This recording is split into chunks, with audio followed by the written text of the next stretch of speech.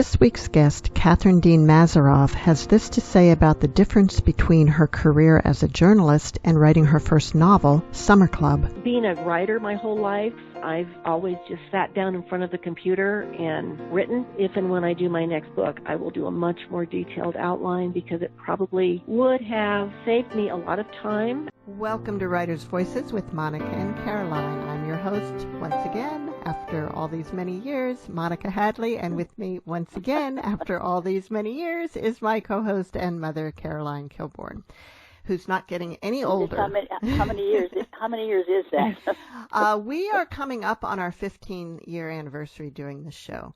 And we started out as a live show on a local low-power FM station in Fairfield, Iowa, that unfortunately is no longer operating. And so when it stopped, we switched over to, we ended up on two Iowa stations, but we're pre-recorded now. And also, of course, online and iTunes and all those lovely things that radio podcasts are doing these days. And you know, Mom, you've got quite a long history in radio, don't you? You think? Yeah. When did you start? Yeah, I started. Oh, gosh. Well, let's see. When did we move to Fairfield? 1972, November of 1972. 72. Yeah, and I think so. It was pretty soon after that. Yeah. When I started. Yeah, and so you were a veteran of the live radio days. Yes. Yeah. Yes. Back in the day. Well, back it's in the interesting. dawn of time, Yeah, really. Way. Our book today brings back some memories from that time period for me too, and we'll talk about that as we get into it. You want to introduce our guest? Yes, thank you. Our guest today is Katherine Dean Mazerov, and she is a former news and features reporter and editor for the Denver Post. She has been a magazine writer, worked in corporate communications for a Fortune 500 company, and written extensively on trends, market outlooks, and emerging technologies for the global energy industry. She lives in Greenwood Village, Colorado, and Summer Club, which is the book we're talking about today, is her debut novel. And it's quite a book. It's a page-turner. It really is. Welcome to Writers' Voices, Katherine. Well, thank you very much, Monica and Caroline. Thank you so much for having me. I did not know you had been doing this for 15 years. That is fabulous. How fun. Isn't that something? Yeah, yeah. That's and a I'm lot of books to be here. And a lot of authors. And yes. We've had, we interview authors, debut authors like yourself, very well-known, New York Times best-selling authors, and even a few that are just starting out. So we run the whole gamut. Yeah. Well, it's great. It's a great show. I've enjoyed listening to it, and I think again, thank you very much for having me on your show. I feel honored. Well, welcome. So let's start out with what's the inspiration behind Summer Club? Well, actually, I'm as Caroline noted, I'm a lifelong career journalist. Worked as both a writer and an editor, and I had never considered writing a book. People would ask me, have you ever thought about writing a book? And my answer was always, no, not interested. Just wasn't going to do it, and especially fiction, because I come from the nonfiction world. So several years ago, quite a few years ago, I decided to stay home with my young son, much like the protagonist Lydia Phillips in Summer Club. So I became a stay-at-home mom after this very intense career in journalism, and found myself immersed in volunteer work. I just had that energy to get out there and find fill the void. So eventually I found myself as president of our swim and tennis club, little neighborhood swim and tennis club, which was open from Memorial Day to Labor Day, pretty run down, cracked tennis courts, leaky pool. And my husband begged me not to do it, but I did it. And throughout the course of the summer, in addition to all the physical issues with the club, the infrastructure problems, I mean, the constant complaining and the drunken soirees and the politics and the helicopter parents and the cheating on the tennis courts, and it's just crazy. And I kept saying to myself, you can't make this stuff up. I've got to write a book. So I did. So this is really kind of autobiographical. A bit, yes. I would say or memoir. 70. Yes, a sort of a memoir of one crazy summer. And it, I would say about 70% of the goings-on, club-related goings-on in the book are based on true events. I've disguised the characters. Many of my characters are amalgams of 2 or 3 different characters. I've changed the setting and the circumstances of some of the events. I've exaggerated some things. Some of it's made up. But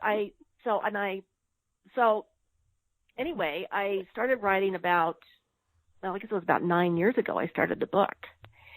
And was plugging along, relating all these crazy events. And then I realized I can't just write a book about all these shenanigans, one crazy gag story after another. I need a dark element. I need some tension. So I needed to kind of introduce a dark side. So I started thinking about that and researching some things, and I couldn't come up with anything. Should the club be a front for mob activity or a drug ring or something? And so I just got stuck. Meanwhile, I got very busy with some other freelance work, so I put the book down for 4.5, 5 years and didn't even think about it. I'd probably written about a third of it, maybe a little more. And then I happened to be talking to a former colleague of mine and mentioned it, and she said, "Oh, you should do it. It sounds great and fun, and pick it back up." So I did. I'd say maybe about 4 years ago, I picked it back up and started back into it, still stuck on this dark element aspect. Then I got wind through a friend of ours of a real estate investment fraud scheme that the company he worked for had been peripherally involved with. And that gave me the idea. So I started researching investment fraud and Ponzi schemes and was able to find some actual cases where I could pull some court documents and affidavits, and that gave me the dark element. So I had to do some rewriting to weave that into the story, still wanting to keep the kind of funny, fun tone of the book, but add this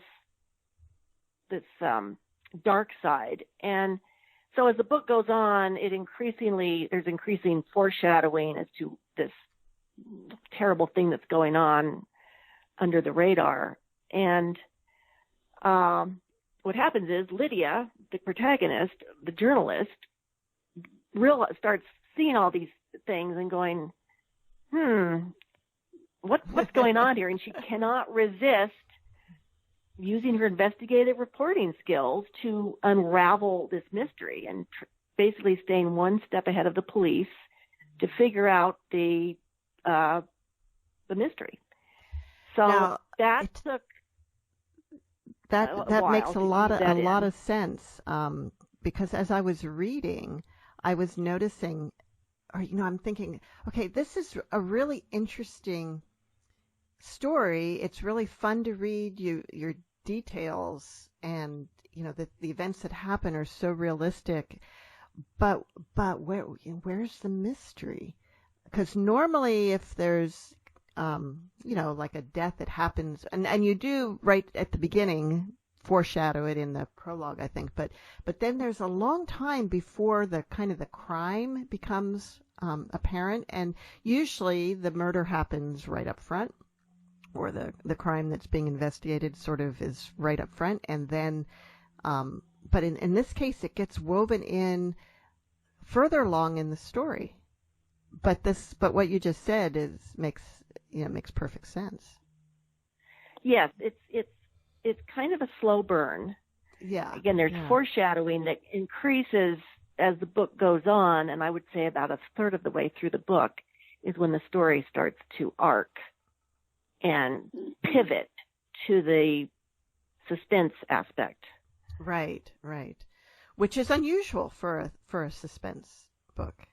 It is, and I think some people probably expect more of a traditional suspense crime mystery book.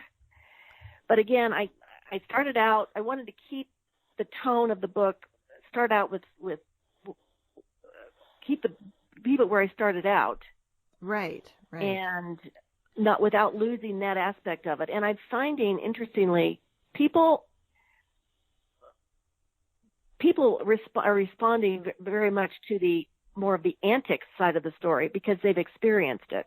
Yes. I mean, this chronicles the personal interactions and foibles of human nature that occur when people are thrown together in a situation like this, whether it's the swim club or the HOA or the PTA or church. There's politics everywhere, and these are universal behaviors. The stuff that goes on at the board meetings, the power struggles, people have their own agendas, and people are finding that aspect of the book more, they like that part of it. The people who've experienced that in various organizations have responded very favorably to that. I think, as I said, people who want more of a traditional suspense book are saying this is different. Yeah. So, but different is good.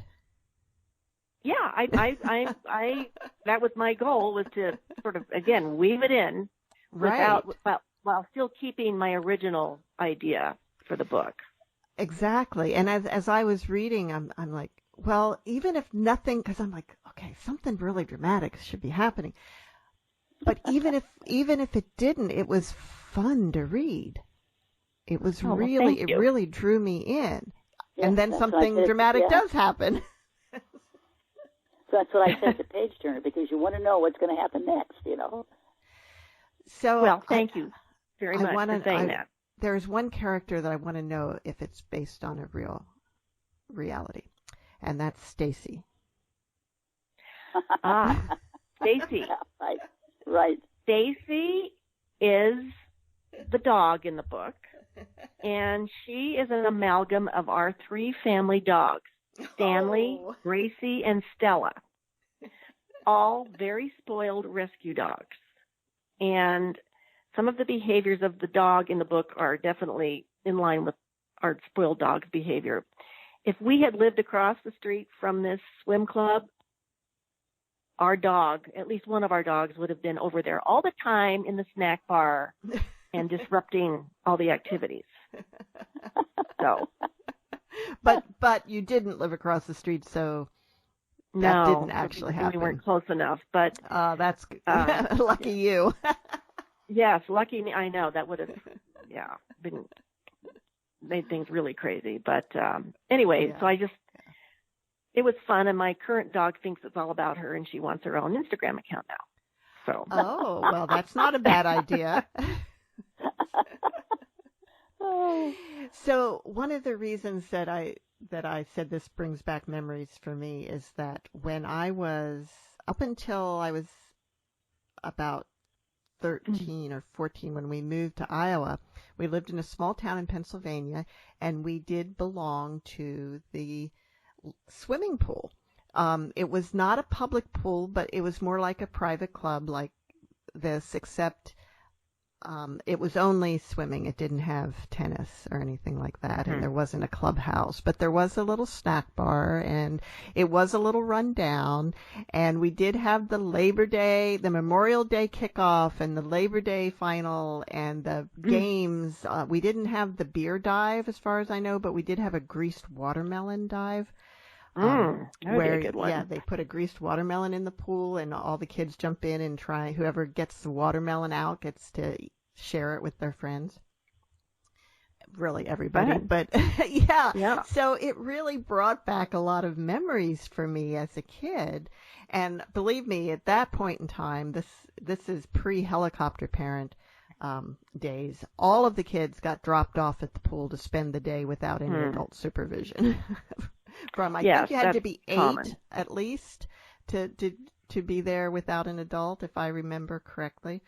I often, or an older sibling, I often was responsible for my younger siblings there. Mom, do you have memories of that too? I have some memories of it. I remember I was trying to learn to dive, and I never have been able to. I remember that. Yeah, I went off and it twisted my back, and it's always given me problems since then. So, yeah, I remember that day. Oh wow! But anyway, yeah, you do. It was kind of it wasn't a very big pool, but it was big enough, and so. I don't know about the maintenance of it. I have no idea if they really took care of it or not. That's the thing. Well, but, I think, for you don't have as many memories as I do because it was your way to get some relief from us kids in the summer, from the older ones at least. You probably still had to have the youngest ones at home. Yeah. But it was. It is. I mean, it's a great place. For a town that small, it was amazing that they had that pool, really. Yeah. It was a very small town. And I believe I was on the swim team one summer. I kind of have vague recollections. I know that I took Junior Red Cross Life Saving. Good. Yep. And I was actually demonstrating some of what I learned on that with my grandkids in the pool last weekend. And I took Logan, who's 11, and I cupped his chin under my hand to keep it up out of the water, and showed him how, you stroke with one hand and hold on to the person with the other. And I don't think he was too impressed. Well, let's hope nobody ever has to use it on him, or he ever has to use it on him. Yeah. And I also explained how, like, if you were, like, get thrown overboard or something, the first thing you do is take your shoes off, because they weigh you down, and then you try, if you can, if you've got a shirt that's you can tie around the waist, you do that and try and blow air in it to give yourself some buoyancy, or take off your pants and tie the legs shut, and then try and get air in it so that you can have a little bit of something to help you float. So. Hopefully they'll never need to know that. Hopefully I'll never need to know that. But you learned a lot. But I learned it, and this was like, a long time ago, like 50 years ago that I learned this. Yeah, right. Wow. Well, some things don't change. People still drop their kids off at the swimming pool, and, and they don't, it's not, as acceptable as it was in the past because of our society today. But yeah, it's kids can entertain themselves all day long, eating at the snack bar, swimming, hanging out with their friends, playing poker. That's right. We played a lot of cards. There was a place up in the corner that was it was pretty far from the pool, and we would go up there under the trees and play. I think it was spades we played that summer. Yeah. Yeah. Yes. And of course, having dimes for the vending machine or the snack bar was a big deal. Of course, a dime won't buy you anything today, but it did in the 1960s. Right. But back then, it was, yeah. So a lot of these things haven't changed much. I mean, the kids like to hang out and be there, and they make their own lightning. They figure out a way to spend the day. Yeah. And the parents now have their own stuff going on. The parties and all the crazy. And now we have helicopter moms and swim team moms, and things have changed. Yeah. So, so for me, part of it was as I said, as I kept going through the summer, you can't make this stuff up. The stuff that went on there just was crazy. And so that's kind of what inspired me to write this book. You're listening to Writers' Voices with Monica and Caroline, and our guest today is Katherine Dean Mazerov, and she is the author of Summer Club. Would you like to read a little bit from the book for us? Yes, I would love to. If it's okay, I'm going to read from the prologue, which is quite short, and then I'm going to read from a chapter about a third of the way through the book, where as I said, the story starts to arc into the suspense angle. Great. Good. Okay, from the prologue, the big black SUV slowed to a stop next to the small fishing pier that jutted out over the river. 2 men got out and walked toward the back of the car. The moonlight was dimmed by a heavy cloud cover, a good omen. The darkness was punctuated with a flame as one of the men lit a cigarette. The other clicked his key ring to open the trunk. Together, they lifted a big black bag out of the trunk and carried it to the end of the pier. It was heavy, at least 170 pounds. They set the bag down on the edge of the pier, then on their hands and knees, slowly edged it into the river. It lay on the surface for just a moment, then sank beneath the inky black water. The men quickly returned to the car and sped off. The chapter I'm reading is titled Hidden Treasure, and occurs just before the 4th of July, where the club manager, Pete, who's already worried he's being watched and has experienced some strange late-night incidents at the club, makes a startling discovery on the club grounds, and that prompts him to immediately call the board president Lydia Phillips. The chapter also hints at some of the daily goings-on at Meadow Glen Swim and Tennis Club. As the end of June approached, the rocky opening weekend was a distant memory. Yes, there were problems and complaints, with members often bypassing the website's suggestion box and going straight to Lydia or Pete. No matter how smoothly things went, somebody was always unhappy about something, like the Murphy boys continuing to pee on the playground and throw rocks on the tennis courts. For the most part, though, things were going relatively well. Every day, the grounds were full of people playing tennis and enjoying the pool. Fred Lyons arrived promptly at noon to sunbathe and swim his lap. The ducks, with their growing ducklings in tow, appeared in the pool early every morning. And each day at 8, a perfectly coiffed Nancy Brown arrived to practice her ground strokes on the backboard. Pete was generally pleased, but he remained worried. He continued to see the blue sedan on his block and, more recently, near the club. The first time had been mid-June, directly across the street from the main entrance. Then, on his way to the club one morning, he saw it again in front of the house next to Lydia's. The sedan sightings, along with the unresolved and strange trespassing incidents at the club early in the season, had convinced Pete that someone was targeting him. But who? Pete had racked his brain trying to figure out what he'd done or who he had been in contact with that might prompt someone to stake him out. He'd even set up a grid on an Excel program to chronicle his daily routine for the last year, along with special events and parties where he had interacted with people. That had involved checking back to the calendar on his phone and accessing Shelley's calendar, which she frequently left open on her laptop. He listed school meetings, parent conferences, parties, dinner engagements with friends, golf games, dealings with people at Meadow Glen, problem students, over-involved parents. He tried to recall phone conversations he'd had with old colleagues from Wall Street. Despite the thorough research, he'd come up with nothing that triggered anything obvious. Yet he was convinced someone was watching him. Now, as he sat in bed with his laptop at 4 a.m. on the last Sunday of June, Pete made the decision to hire a private investigator, something he knew nothing about, and tell Shelley and the girls. Relieved he'd made a plan to confront the problem, Pete got up and took a shower. He made a pot of coffee and turned on the small TV in the kitchen. At 5, he heard the newspaper hit the front porch.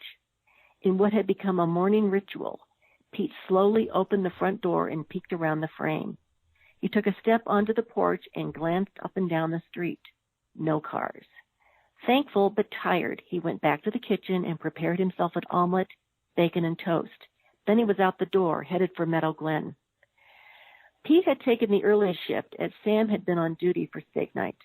He was confident the assistant manager had overseen the basic cleanup the night before, but there was always some trash left behind, and no doubt the bathrooms would need a once-over. When he entered the grounds, Pete could smell the remnants of baked potatoes and grilled meat. The rented tables had been stacked against the patio wall alongside several boxes containing dirty table linens, plates, and silverware that would be picked up tomorrow. Pete decided to tackle the worst job first, the bathrooms. He scrubbed the toilets and sinks, then mopped the floors. Satisfied at the result, he grabbed a scraper and cleaned the residue of meat from the grills. Then he turned his attention to the service area, where 3 large trash bags were piled next to the dumpster. He glanced over at the boiler room door. It was locked. He would need to spend the next hour or so attending to the pool, vacuuming it, cleaning popcorn kernels from the filter, checking the chemicals, and replenishing the water that had leaked out since yesterday. As he tossed the last 2 bags, he noticed the dumpster was flush against the fence, which made it impossible to move. Pete had instructed Sam to keep the dumpster a good 2 feet from the fence so they could easily maneuver it out the gate on Thursday nights for Friday trash day. With the trash from the swim meet and steak night, plus the usual waste from what would be a busy Sunday night and week at the club, he needed to remedy this situation before the dumpster became too heavy to maneuver at all. Pete tried to pull and push, but the large metal container wouldn't budge. Something was catching on the bottom of the bin. He grabbed a flashlight and looked underneath and saw an object wedged under one of the wheels. Damn it, Sam probably wasn't paying attention when he rolled the dumpster back in Friday morning, Pete thought. He retrieved the long pole and tried to push the obstacle out. No luck. But he could tell that whatever it was soft. He pushed his back against the dumpster, and after several good pushes, was able to rock it back and forth. A few more tries, and the dumpster finally rolled off whatever it was that had been caught. By now he was sweating, his shirt was filthy, and his knuckles were scraped and bleeding. Pete stepped back and looked at the dumpster. Whatever had been lodged under the wheel was no longer in the way, but the bin was still awkwardly positioned up against the fence. He would have to try to pull it out a few inches at a time, alternating sides. With each pull, the dumpster moved an inch or less. Finally, Pete managed to pull the dumpster out about 6 inches from the fence. Now he could easily roll the container out another foot. Exhausted and sore from the laborious ordeal, and disgusted that Sam apparently had left the dumpster in such an unmovable position, Pete went into the men's bathroom to clean his face and wash his hands. He needed a clean shirt. Shelley or one of the girls could bring one up later. Then he remembered the object that had been lodged under the dumpster. He went to the back again and found it in the space he'd created between the bin and the fence. It was a black satchel of some kind, the size of a backpack or duffel bag. Pete picked up the object, fully expecting to toss it into the dumpster, but hesitated when he felt something inside. He opened it. After seeing what the bag contained, he dropped it to the ground. His hands shaking, he reached for his phone and called Lydia. And that was Katherine Dean Mazerov reading from Summer Club. And we all want to know what happens next. Yes, we do. That's exactly what I said, yeah. So that's kind of when the story begins to pivot a little bit to the, the crime itself, what happened. And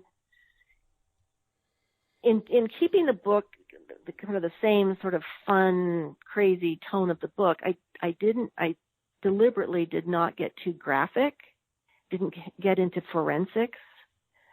The readers don't experience the murder. So it's all kind of, it happened in the past. But the story really is more about how Lydia, the protagonist, gets so immersed in this situation that she tracks it down and tries to figure it out because she just can't help herself. And it raises the question about Lydia herself. She's probably the most complex character in the book. She is she's left her career to stay home with her kids. She's clearly a good wife and mother. Her kids are good kids. But when she's confronted with this situation, she really becomes very distracted from her home life. And when you combine this with all this stuff going on at the club, she's just sort of not around. And she goes behind her husband's back. She lies to him about what she's doing because he's told her to lay off this, leave it alone. She forgets to go to the grocery store. There's no food in the house. And so she's you wonder, you ask the question, I mean, people ask the question, is she a good wife and mother? Well, yes, but she becomes somewhat neglectful because she's just so immersed in this mystery. Well, keep in mind, her kids are actually old enough to take care of themselves. They're teenagers. They're not little, I mean, yeah. They're not little kids, but, they don't drive yet. And it's not that she's just totally neglecting them, but she kind of is, her husband is not happy at all. He feels that their home life has been tarnished and impacted by her focus on both the club and now this unfolding mystery. So he's not happy, and the kids are, she forgets to take her kids to appointments. I mean, so it's just sort of a general, her character leaves room for some discussion, I guess. And I think it sort of touches on what a lot of women experience when they have to make choices between family and career, whether they quit their jobs to stay home or they try to work part-time and balance. It's difficult. And as much as Lydia wants to stay home and is thankful for the opportunity to be at home, she finds herself frustrated. It's not enough for her to bake cookies and garden. She's not June Cleaver. So that's kind of her own dilemma that's going on and struggle. Pete, the manager, is Pete's an interesting character. He's an interesting character because he comes from a very high-powered background, and now he's a school teacher and a summer club manager. So yes, So what made you have him have that background?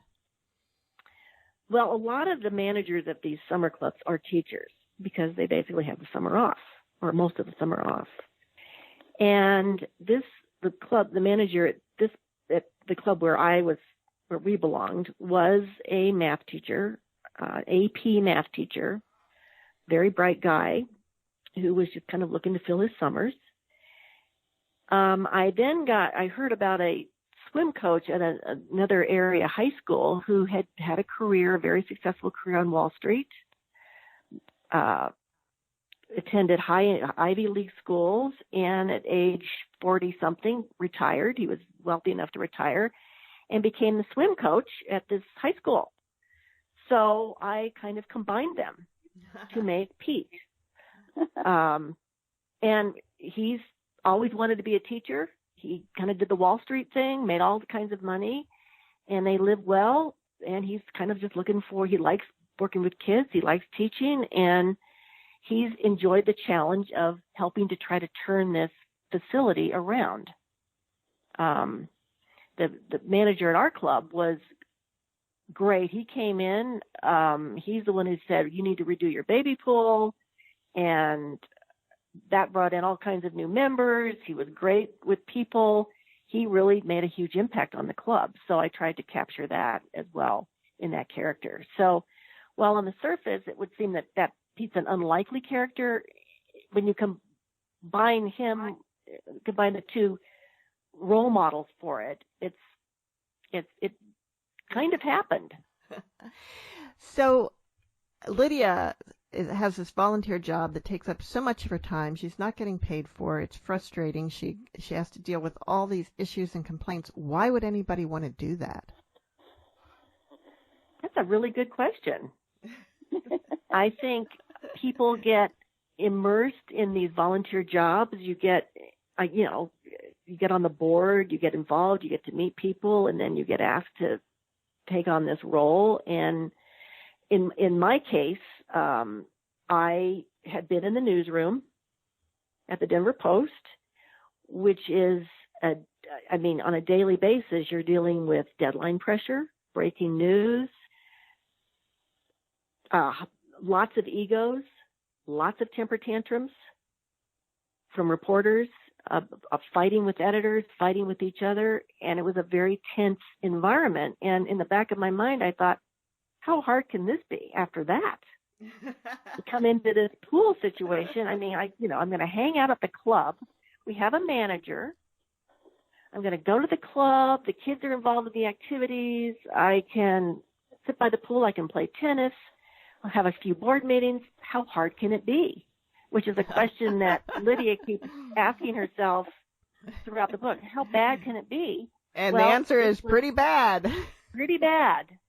I personally was very stressed out because I guess when you are, I guess in a newsroom you expect this kind of behavior and everybody's dealing with it. But I felt very isolated dealing with it. My phone was ringing off the hook from people calling about everything. My flip-flops, there was gum and my flip-flops are ruined and can't you do this? And, my son lost $10 at the club and can you reimburse us? I mean, and then it's just crazy. And it was, and that's when I kept saying, you can't make this stuff up. And then when you add in all of the really crazy stuff that went on, from the parties and then the parents and so on, it just was a daily circus. And did you have fence jumpers? Yes, we did. And we would come, there'd be all kinds of furniture and grills in the pool the next morning. Wow. And it was just sort of a ritual rite of summer that these teenagers like to do. And we had like 2 or 3 adult parties throughout the summer, and there was a lot of drinking and a lot of really bad behavior. So it just the board crazy. Meetings that you describe, they got pretty acrimonious. Did you actually have that experience, or was that or did you exaggerate that because you needed the tension to be building with the character whom I won't name at the moment? Okay. I did exaggerate it, but some of our board meetings were pretty contentious, dealing with issues and, again, people with their own agendas. And the issue with the keys, there's a chapter in the book about the keys that, for years all these old board members have had keys and they let themselves in and have parties, which really happened. And then we decided, well, we're going to rekey the club, and we're not going to give all these keys out anymore. And once you leave the board, you have to turn your key back in because people were just using the club, at all hours and staying late and leaving trash. And that's a big liability issue too. Oh, it is, definitely. And so we did it, and people went ballistic. I want a key. You locked me out. And a key is a symbol of power and status, and I'm important. And you see this, I've seen this happen at my church.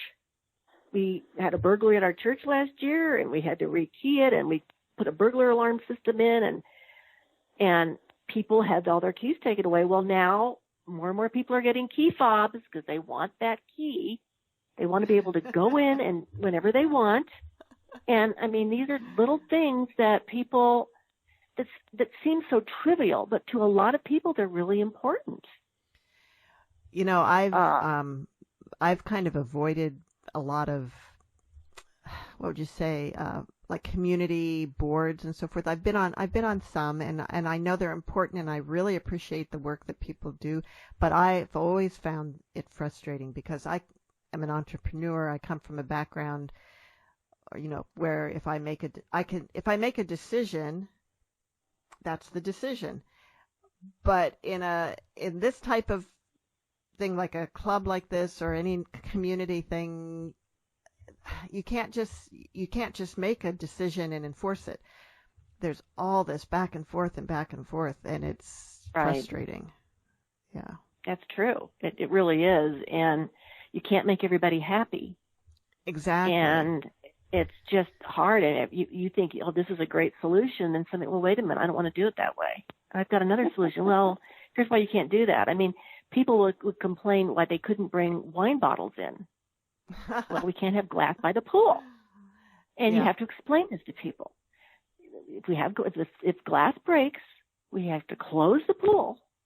And if there's any glass in the pool, we have to drain the pool. And I mean, it's a big deal. And they just complained about it. I hate wine in a box. I hate plastic. Plastic's bad for the environment, yes, but, glass in a pool is bad. You can't do it. And so it's these little things that you think are so logical, and you have to do them, that people would complain about. And it just it was ridiculous. So you try to post put notices out and explain things, and people still would argue about it. I mean, this is, again, a 3-month period, a very intense period of time where you've got people who don't necessarily spend time together are suddenly thrown in this situation where they're up there all the time with their kids and participating, and it creates a lot of issues. You're listening to Writers' Voices with Monica and Caroline, and our guest today is Katherine Dean Mazerov, author of Summer Club. It seemed to me like you really, your background was really essential to write this book, because you knew about the possibilities of what happened with some of the people, what they were into, and so to me that was a real treasure for you to have all that background. That's a great point, Caroline, and I appreciate you asking about that. Yes, when I was at the newspaper, in the city room, one of the reporters I supervised was the police reporter, and she was sort of the female version of the police reporter in the book, and she'd been there for 40 years, and she had 3 police radios on her desk. She wore the same outfit or same style of outfit every day, her bra strap hanging down. And she had 3 or 4 police radios at home, and she would come to work at 6 in the morning. And she almost was a cop herself. I mean, if it was a big story, and then we would get, there'd be other people who would help her with this, tracing stories. But journalists like to think that they can do their investigative reporting and get the information before the police tell them what's going on. That's kind of what we do as journalists, is we want to break the story, not wait for the police to tell us. So we're out interviewing, if there's a crime scene, a murder or a drive-by shooting or some horrible situation, we're out sending reporters out to the neighborhood, interviewing the neighbors, trying to, do background information on the people involved, and so that we can break news without just waiting for it. And she was very instrumental in that. And although she, as I said, she was somewhat, could also be somewhat protective of the police, because she didn't want to ruin her sources. But right. Yeah, that's what journalists do. Journalists want to get out there ahead of the police and break the story. And when I was working at the Denver Post, we were, of course, the demise of the community newspaper has been so sad, but we were in a competitive situation. We had 2 newspapers in town, and it was, we always had to beat the Rocky Mountain News, and this was, that was important. And so there was a lot of that kind of reporting going on, and that's what they do track down, and they become journalists who cover crimes tend to become very savvy about what to do, what's suspicious. Well, it's interesting that you say that, because one of the things I wondered was, like, Lydia doesn't seem very inclined to bring the police in right away. I'm like, on anything, and now, because when you describe we knew that she was an investigative reporter, but when you say that they want to beat the police to it, oh, okay, so that's why she was being like that. Yes, she sort of tries to stay one step ahead of the police, yeah. And she wants to figure this out herself, even though she's not a reporter anymore. She still wants to figure this out herself, and in doing so, she puts her life in danger. And she really didn't need to do it because the police would have figured it out anyway, but that's her instinct. That's how what she's done for her career is she wants to track this down herself. And so that was the inspiration for that is that this is how reporters behave. Sometimes. Now, Katie, in your bio, it says that you were a member of the team that won the 2000 Pulitzer Prize for breaking news reporting. Can you tell us a little bit about that? Yes, I was an assistant city editor at the time. This was for the Columbine shooting in 1999. Wow. Which at that time, this is now school shootings, sadly, are becoming so common, but this was before these mass school shootings were really occurring the way they are now. And so Columbine happened, and we had to set up a whole system for covering it. And what I did, along with other assistant city editors, I supervised a team of reporters who were out in the field, at the school, talking to the law enforcement, trying to track down information on the family. Again, going to the neighbors. What do you know about the families of these two shooters? What can we find out? And then they call in what they're learning, dictate it to me, and then I feed it to my boss, who then siphons through all of it, and then sends what he thinks is important to a rewrite, somebody who's just doing a rewrite, basically compiling all of this information into stories. So we would have a big main story, sort of what the latest is in news, and then we would have a sidebar on the victims, who are these kids and teachers who were killed and their families, and a sidebar on what were the weapons used. Let's research the weapons. So we devoted almost our entire front section to this event, and with photos and all kinds of talking to psychologists, psychiatrists about what's going to happen to this school and how the school's handling it. So it was just gathering information and then trying to put it together in a way that readers could comprehend it. Wow! And so it was a well-oiled machine, I have to say. I mean, I certainly was just a part of it, but it was quite an experience. And was that over multiple days, yes, or even I would say weeks? For at least weeks. I mean, as the first week, I think the shooting happened on a Tuesday. So, of course, all that week we were doing this. And then Sunday was our big paper where we would sort of recap everything and do a big Sunday section. And then the following week we did still quite a bit of work as well. But then as the time went on, the stories got less and less and other news happened. But we had to, we stayed on the story for weeks. And it was an interesting experience, I have to say, covering a story of that magnitude. I'll bet. We covered big stories. It was awful. It was terrible. And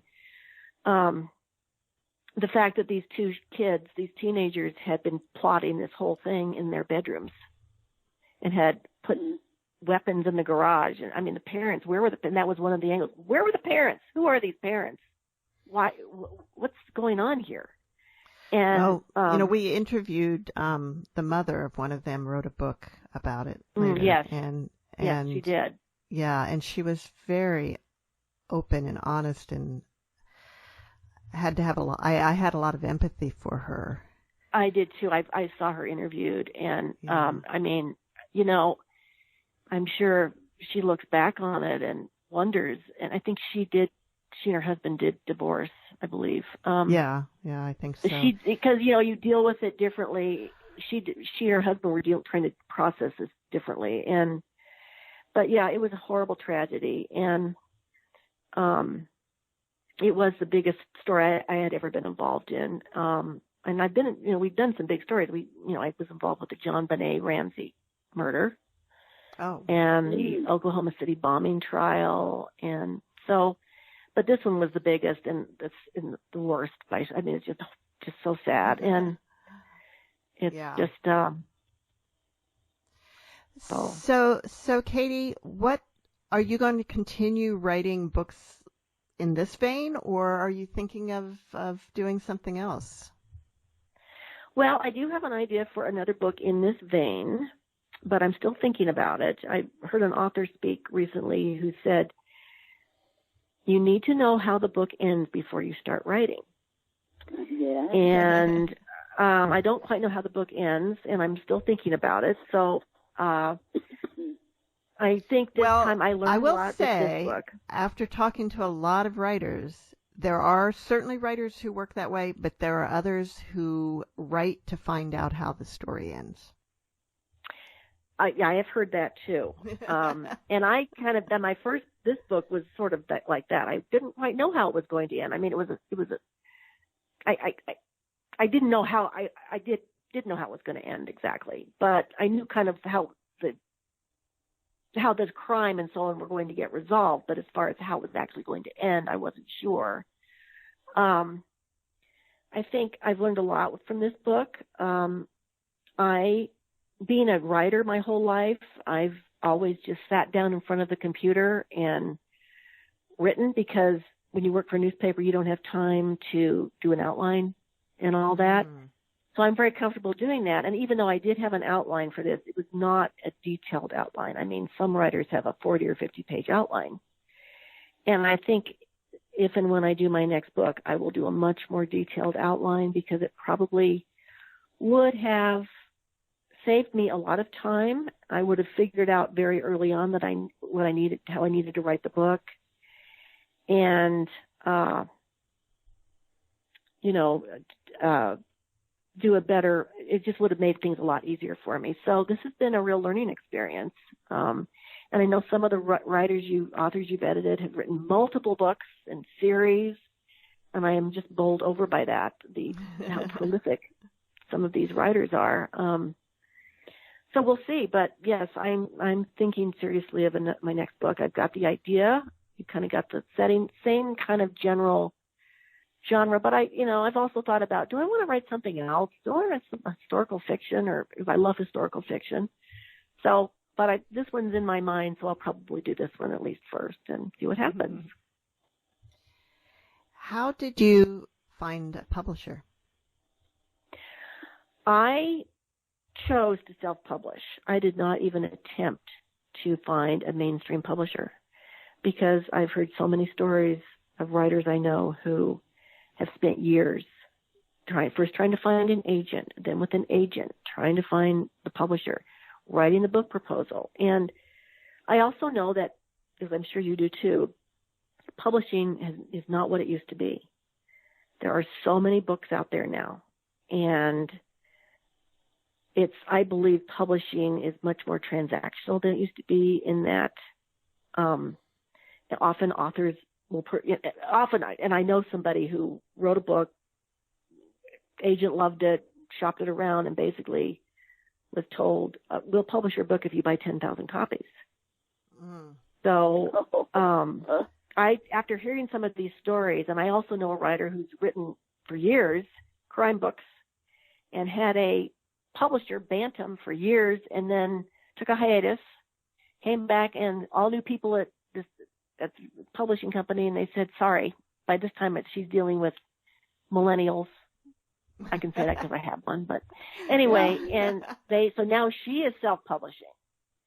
So I just decided I'm just going to self-publish my book, and I work with a company that helps people self-publish their books. If I do another one, I might try to find a publisher, because I've got more context now, and I know many more publishers out there, but it's tough.